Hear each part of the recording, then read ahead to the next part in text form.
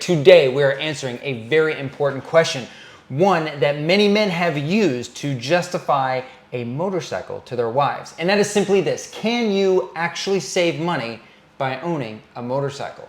Yeah, I mean, obviously, you know, motorcycles are cheaper than cars, right?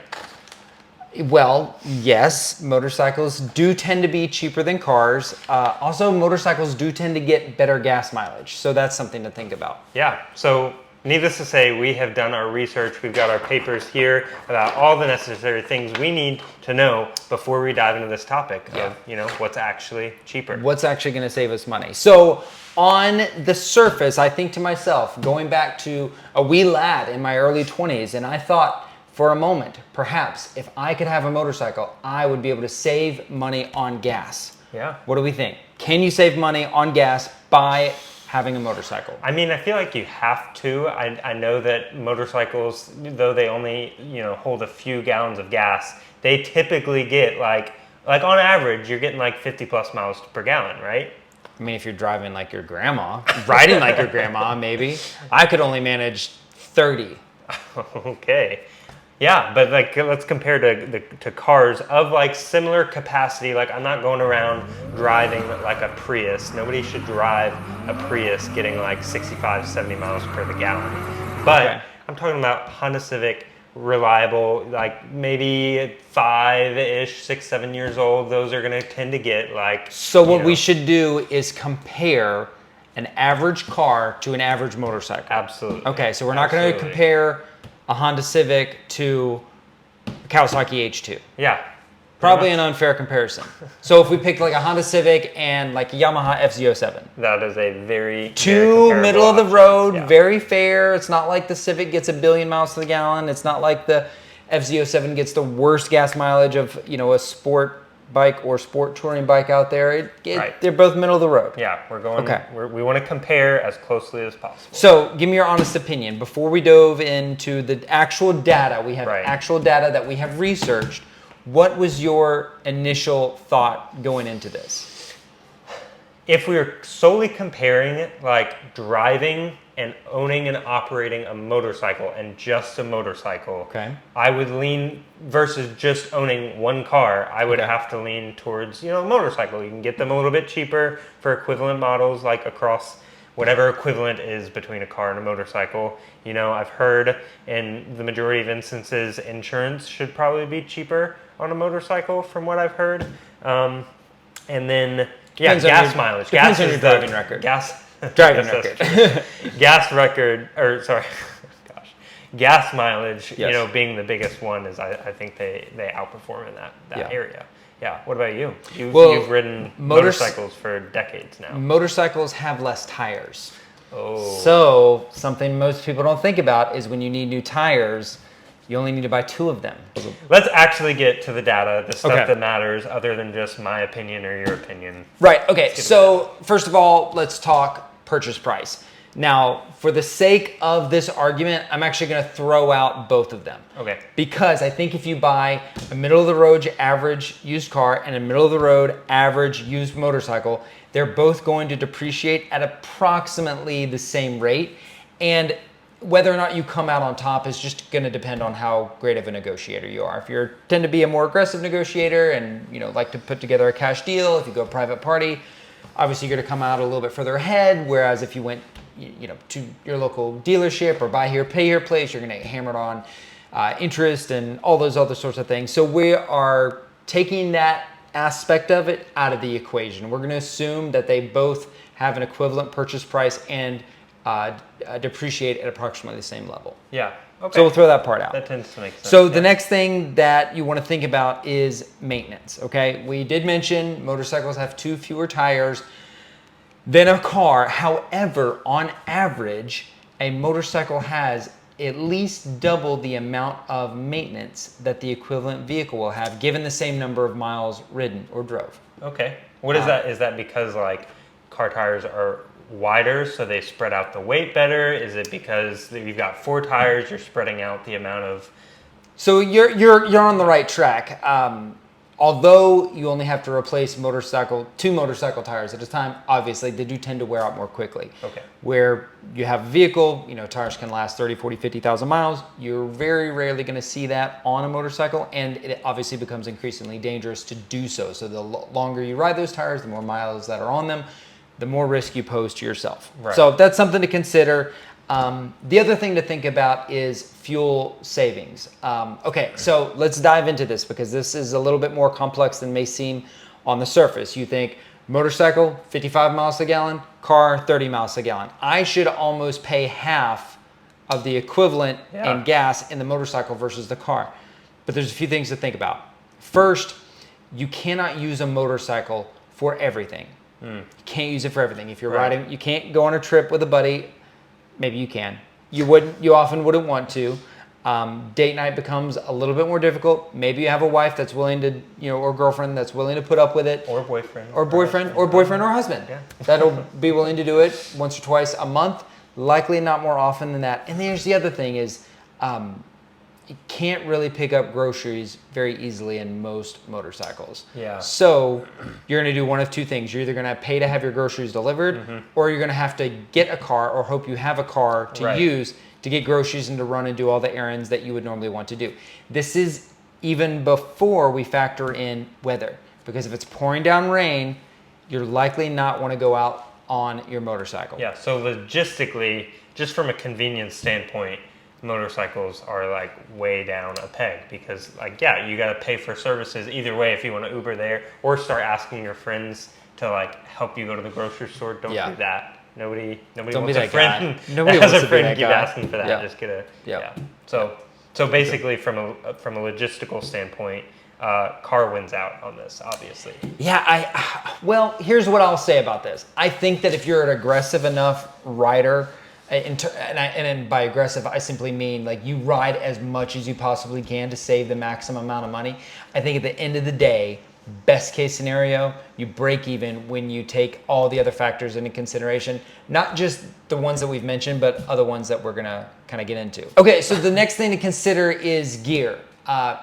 You can walk into a car, get in a car, drive it off. Motorcycle, you do probably want to wear some gear all the time, as they say. So you're talking boots, helmet, chest protector, gloves. That about covers the most of it. You're probably going to want at least that much, maybe not for every ride, although you should, but those are going to be some minimum things that you're going to have. And assuming you're not buying your gear straight from China, which you should not do, it's going to run you about $1,000. Wow. So $1,000 for gear. On top of the motorcycle price. Right. You're paying an extra $1,000 if you're doing things right and safe as you should. As you should. And the other thing to consider is, unlike the motorcycle itself, your gear basically retains zero value. So if you want to go out and buy a fancy Arai helmet, it's $500. It's unlikely after a few years that that's going to retain much, if any, value. Right. There is still a market for some special used helmet, so I'll give some people that, but the likelihood of you selling it and recouping any significant amount of money is very, very slim. Right. I would consider it a wash. Right. Yeah. So on the topic of gear, because gear is used for when things do go wrong. So when you get in an accident, say you mess up your gear, can you reuse the gear? Do you have to replace it? Is it dependent upon the accident or what? So if you are in an accident, at a bare minimum, you should replace your helmet. Okay. Bare minimum. Your gloves might survive, unlikely. Your chest protector might do okay, somewhat unlikely. Your boots, depends on the accident. But at a minimum, $300, $400, $500 for a helmet. Right. Now, some people are going to be watching this and they're like, well, why are you including accidents? That's not really average use of a motorcycle. That's true. Except every time I've asked somebody about riding a motorcycle, if I should do it, if I should recommend it to somebody, the first thing they tell me is the accident they've gotten in. Everybody. Yeah. Nobody's excluded from that. And on top of that, this is worst case scenario, you get in an accident, but we know, as statistics show, the data shows that you're 5 times more likely to get in an accident per mile of usage on a motorcycle versus a car. Yeah. So we have to account for the increased likelihood of that, which is also probably why insurances are higher, because they know they've got all this data, Yeah. you know, to back up their prices there. But that is wild to me. So when we first started doing the research on this, I did not think that was correct. 5 times more likely per mile to get that you're going to get, like, that is shocking to me. Because like you know that like you're more likely to increase like your chance of serious injury or even like death. That goes but without actual, saying. like the likelihood of getting in the accident itself goes Yeah. up, which I would have thought because you're smaller, more maneuverable, that you might be able to avoid Smaller some, target, smaller, faster, more maneuverable. Yeah, that's a good thought. But that's not what the data shows. It's not what it shows. So on top of the actual increase of risk to accidents and injury and stuff, then you've got to play into the whole thing is if everything does go wrong in either scenario with a car or a motorcycle, even if you were just to break like a leg or something like that, I would be out of work with where I work. I'd be out for like minimum a week or 2 because of how much I walk around. So now I'm not even just factoring in, okay, got to replace parts or replace the whole bike of the accident I got in. Even for a minor injury, I've got to replace time off from work, and I've got to replace some of the gear most likely. So all of that, just like one accident is going to put you way in the red. Versus getting in an accident with a car where like I got in an accident in the Forerunner not that long ago, and dude, I just took the insurance check and I had to repair like $400 of like random stuff, like bent some things back in place, whatever I needed to do to get it running. But even with the other car being totaled, I walked out fine. I didn't have any injuries, like none of that. Whereas the same exact, if I got in an accident the same way but with a motorcycle, like I might be toast, or I'd be probably out of work for like a month. You bring up a good point, because let's say when we ran the data, we looked at the average cost over a 3-year time period. So let's just say for those 3 years you did everything perfectly, right? And you rode your motorcycle as often as possible. You saved maybe $800 or $900 a year on gas because you rode it so often. So you're up to maybe, let's just call it $2,500. Any sort of accident that you get into is just immediately going to put you in the red. Which, where we are, traffic's crazy, and the drivers are even crazier. So you could be doing everything right, but it just takes one guy to mess up your whole saving money. Okay, I have an important philosophical question for you then. Philosophy. We've heard the data. Yes. Motorcycles are more dangerous. Yes. What you're telling me is that they're also more expensive. Yes. And also what you're telling me is I could lose a bunch of money. Yeah. I could maybe die. Right. But you can die in a car as well. You can die in a car, but you're 28 times more likely to die. 28 more times. Should I still ride a motorcycle? Stepping back from the finances, philosophy-minded, I would say there's 2 ways to look at this. Okay. One, what actually matters to you most importantly. So for me, I've got a wife. We've been married for about 5 years now, and then I've got 2 kids.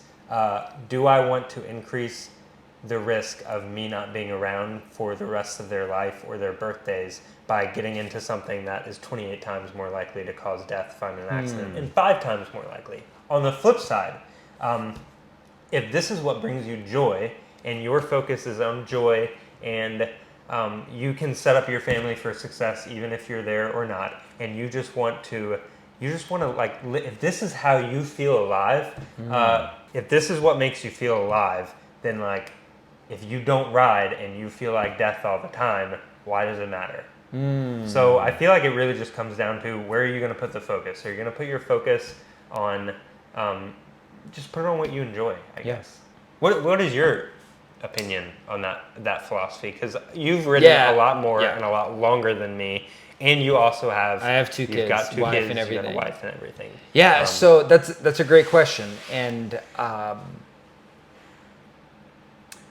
because I go back to thinking about how everything worth doing in life is risky. Right. And in fact, a lot of times, if we do something, particularly as men, if we do a thing and there is not an inherent risk in it, it's not fun and it's not adventurous. Like the reason, like you go whitewater rafting, or the reason you hike a giant mountain, or the reason you go on adventures is because there is inherent risk. Like, right. you may not come back alive. Right. And I don't think that I want to live my life in such a way that I played everything safe just to keep everybody in my life safe and okay. Right. I don't know if ultimately that's my responsibility. I think that a better example is to fill my life with as much adventure and life as possible. Right. And God forbid I do die young. Perhaps, like, they will become men being my sons in particular, they will become men who are pursuing life and pursuing adventure, not ignoring safety. We don't want to ignore safety, but like, man, if you don't take risks, then I don't know how much of life is worth living if we're not on some level taking some degree of risk. Right. That makes sense. My question with that is now, so the basis for this is comparing a car to a motorcycle. Yes. When I first hopped in the car, this is great, this is fun, I'm driving, I could get, a fun sport car and be fun and whatever, but would it be fun if I drove it every day and I was like in the heat at like everyday life? Whereas, are we talking about riding a motorcycle? Do you get life from riding a motorcycle just around town, or do you want to just have it as a second thing, a second hobby that you do? Yeah. That you go ride the Dragon's Tail, or you do adventures with the motorcycle, but like maybe reduce the risk by having it as a second vehicle where you can just drive the car around town. So do you think that plays into the overall car versus motorcycle if that's all you had? Yeah, so I think that's a fair argument to make. And my argument would be, like, don't buy a motorcycle if you don't already have a car. Yeah. Number one, just, like, there's places in other countries, I'm sure, where it makes sense to just have a motorcycle, and that's fine. I don't think that's realistic in America, unfortunately. So it'd be first get a car and then give yourself the option. But here's the thing, is I do think that, like, the everyday drives, like going to work and back and going 5 miles to a buddy's house, like, those are the short little trips that I think are enhanced in adventure just because you're on a motorcycle. Right. Just because you're on one. So if I were to summarize, basically what we're walking away with this is having only a motorcycle versus a car is really impractical and at best is a wash if you were to not have another car. Right. So including like having to go get groceries somehow, everything we've already talked about. Yep. But if you were to already have a car and you want to ride around on the motorcycle, it's obviously more expensive than just owning a car. Right. But the added value of feeling like you're alive, that you're doing something risky and adventurous is probably worth the extra cost of a motorcycle. Yeah. And if you have maybe you have a beater car and then you've got like a nicer motorcycle or flipped around where you could really make it work for your budget or your finances, or have a really sweet car and a really sweet motorcycle. Just get both. But basically, regardless of what you do, it's a wash when you factor in philosophical life enjoyment with finances. Yeah. Life's short, buy a motorcycle. Yeah, or like your husband or wife or girlfriend or boyfriend get a motorcycle. Let them do it. Because you'll see them more alive, yes, and you'll save money when you do drive it. There you go. Bingo. All right, like and subscribe. Take care.